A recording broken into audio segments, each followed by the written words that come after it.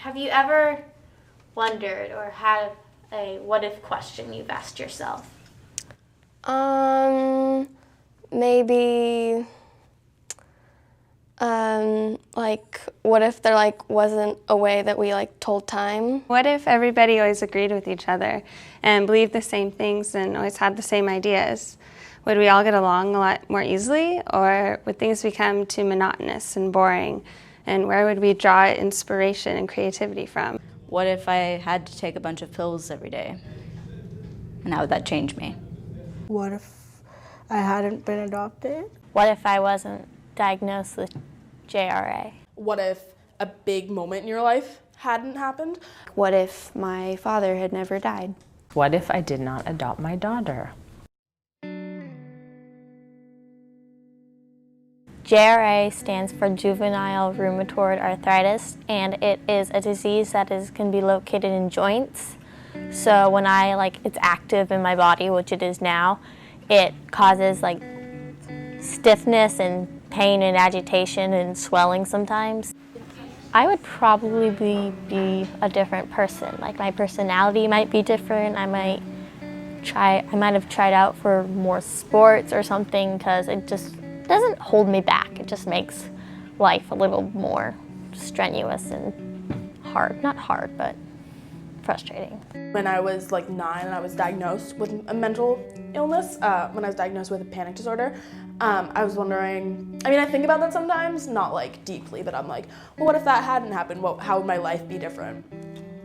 Just going to school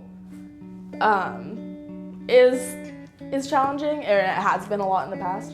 It's been better, but yeah, trying to get through a school day, just lots of panicky thoughts, not feeling safe, not feeling comfortable, feeling like something bad's gonna happen all the time.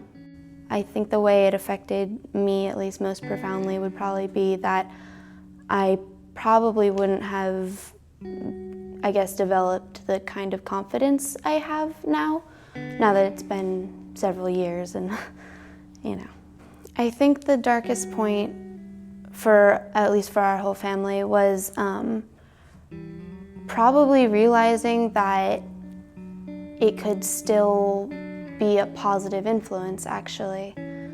Knowing that, my father had flaws, and definitely was a source of stress in my family for just arguing with my brothers and some substance abuse, actually. When I was in elementary school, he would actually, just because he thought it would be fun, he would come in and read to my class every year. He'd just email the teacher and be like, hey, can I come read to your class, like a Dr. Seuss book? And it'll be a good time, they're elementary kids. It'll just be like a day off from lessons. And he did that like every single year, and just completely unprompted, just to be involved with my schooling, which was really definitely a good memory. So adopting my daughter meant that my world is so much more vibrant and rich. I also now have attachment to a culture and a country that I wouldn't normally have such a deep attachment to.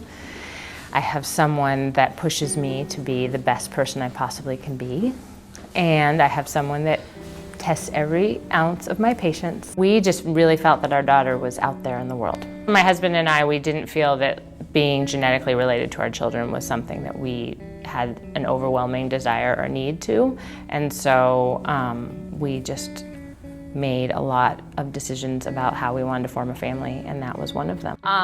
So when we first met our daughter, she was 3 months old, and we went to Guatemala to meet her, and she was living in a foster home, and so her foster mother came to meet us where we were, and she had about 27 little tiny ponytails all over her head that were gelled in this like really crazy spiky pattern, which we still are really unsure about. And so all we saw was like basically what looked like an alien coming through the parking lot of where they were meeting us. And I immediately was like, we have to get those off of her head. So yeah, it was amazing to meet her, and it was just like, that's our kid. There she is, born 6,000 miles away from us. She's just awesome, and we are grateful for her for being so brave and for being so amazing to trust us to raise her. And then every once in a while, maybe she doesn't have to roll her eyes at everything we say. And one thing that you love most about her?